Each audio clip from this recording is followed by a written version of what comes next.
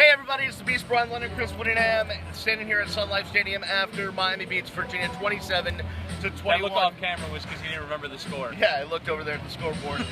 Chris, not the most exciting game we've seen, but Miami picks up a win and is somehow still alive, dare I say it, for my favorite word, the Coastal.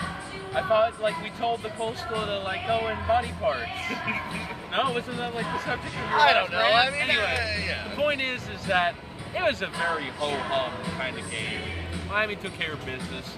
They were the better team.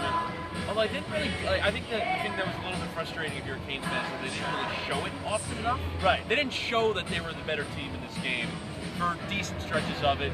Although, like, if you look at the numbers, like Brad Kaya's 20 of 26.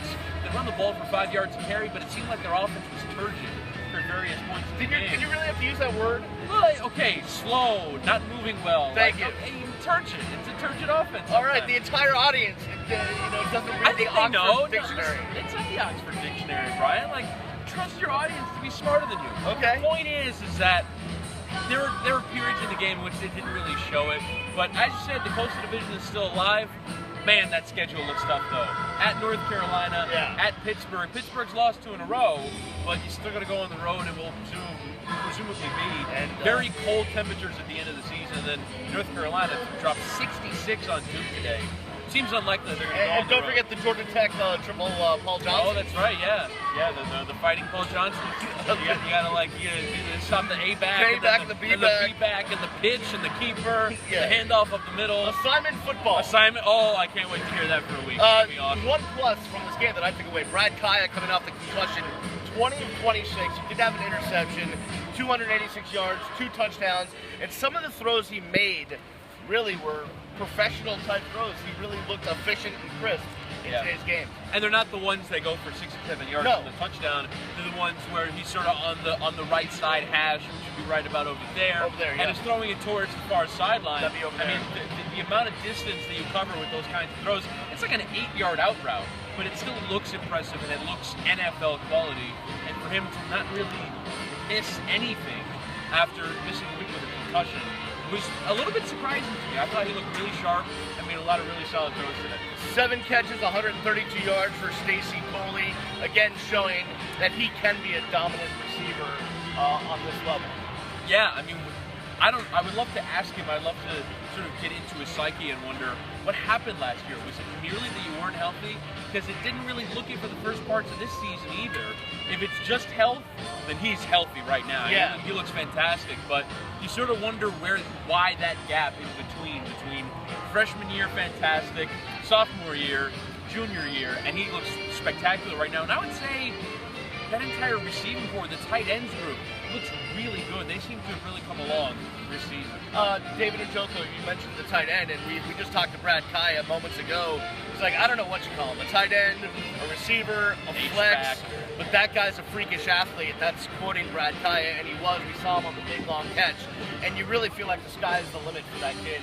He's going to be a really good player here at Miami. A couple of players in both him and Chris Herndon that I was sort of coming into the season thinking, really? I mean, what do we expect from them? We thought Standish Gobart was going to be the #1 tight end out of camp to replace Clive Walford in that role. They always seem to have somebody, Miami does, in that 6'4", 6'5" group of kids that are really athletic. And David Njoku, Kaya mentioned, plays a lot of basketball, has crazy vert. Like, they just always seem to have a signature athlete at that spot.